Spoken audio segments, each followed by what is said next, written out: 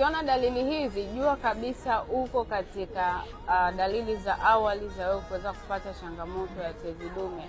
Nazungumza na wewe mwanaume ambaye una umri kuanzia miaka 45, 50 mpaka 75. Dalili ya kwanza ni kukojoa mara kwa mara, hasa nyakati za usiku, iwe umekunywa maji mengi ama hujanywa maji mengi. Dalili ya pili, maumivu ya kiuno na mgongo. Dalili ya tatu, kukojoa mkojo hauruki mbali.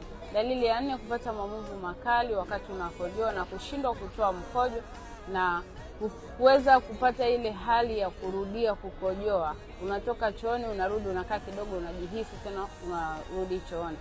Hizo ni dalili za awali za wewe mwanaume kujigundua kwamba tayari kuna changamoto katika mfumo wako wa uzazi, yani kiungo cha prostate kimeanza kuvimba. Kwa dalili, hatua ambayo unatakiwa kuchukua kwanza kabisa ni kwenda kuhakikisha hospitali kama una hiyo changamoto.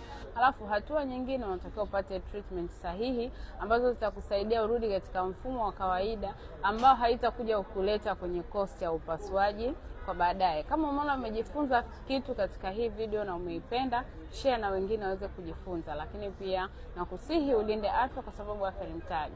Na kama umewahi kuona dalili hizo kwa muda mrefu na haujapata suluhisho, usisite kunicheki ili tuweze kusolve changamoto uliyokuwa nayo.